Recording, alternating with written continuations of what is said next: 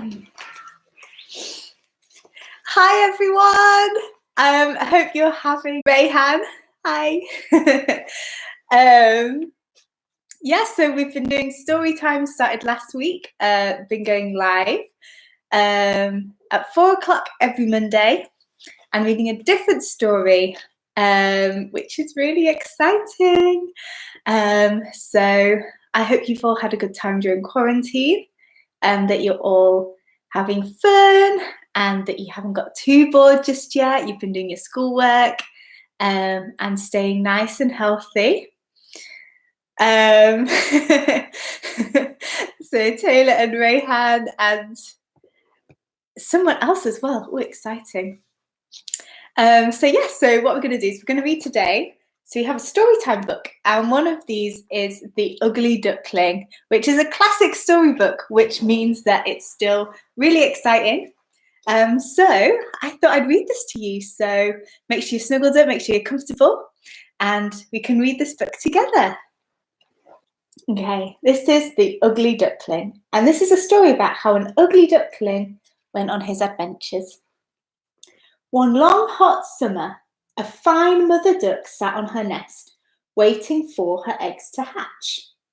At last, she heard a tap-tap-tapping sound, and all but one of her ducklings pecked their way out of their shells. But one egg was bigger than the others, and it did not hatch. So the mother duck continued to sit on it, waiting and hoping. A few days later, her patience was rewarded. Crack, crack, crack. The biggest egg broke open. But what a strange sight came out of it. This duckling was very big, and he was also very... As they bobbed happily up and down, she had a good look at her offspring. She noticed that the ugly one paddled beautifully and held his long neck high and straight. He may be big, she thought to herself, and he may be rather strange looking, but he's certainly an excellent swimmer. It was soon time for the ducklings to be introduced to the rest of the farmyard. But when the family arrived, his life was a misery. The hens pecked him, the ducks snapped at him, and the girl who fed the poultry gave him a big kick every time she came to the farmyard. One day, the ugly duckling could bear it no longer. He woke up early and flew quietly away across the meadows to the tall reeds where the wild ducks made their home. Perhaps they will be kinder to me, he thought. But the wild ducks were no better than the ones on the farm. What are you doing here? They demanded. You're not one of us, you big scraggy creature. The ugly duckling flew on. After a while, he came to a small rundown cottage. Perhaps I can stay here for a while, he thought. So he waddled up and pecked politely on the door.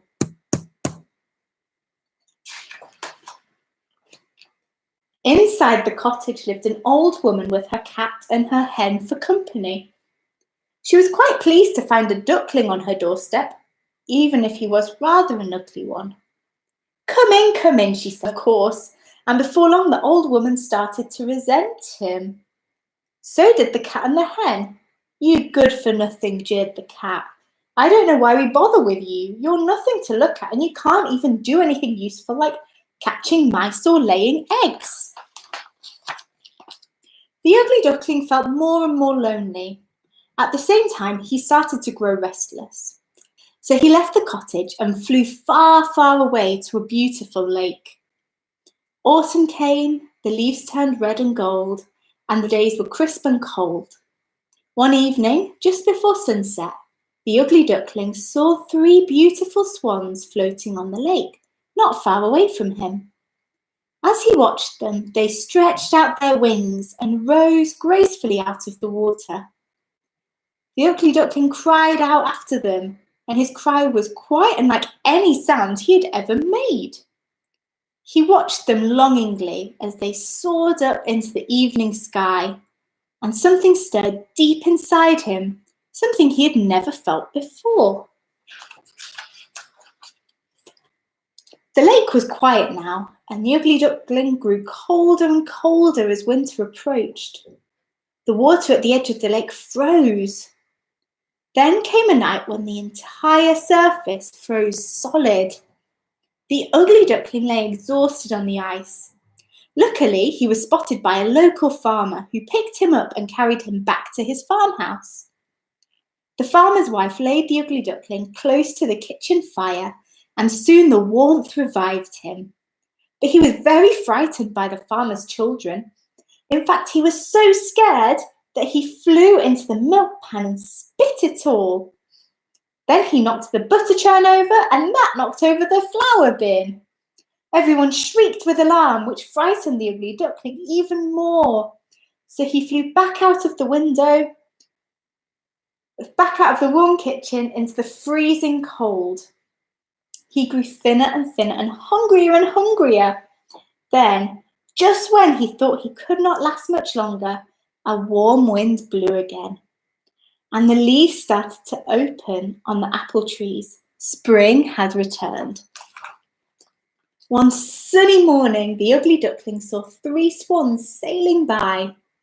He was sure that they would be nasty to him, but he decided he would rather be pecked by these magnificent creatures than by hens or ducks.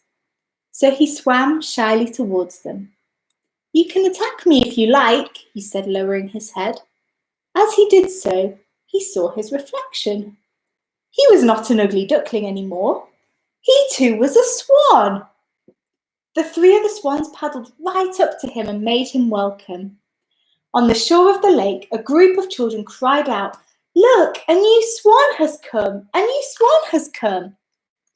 And she stared with wide eyes at the graceful birds.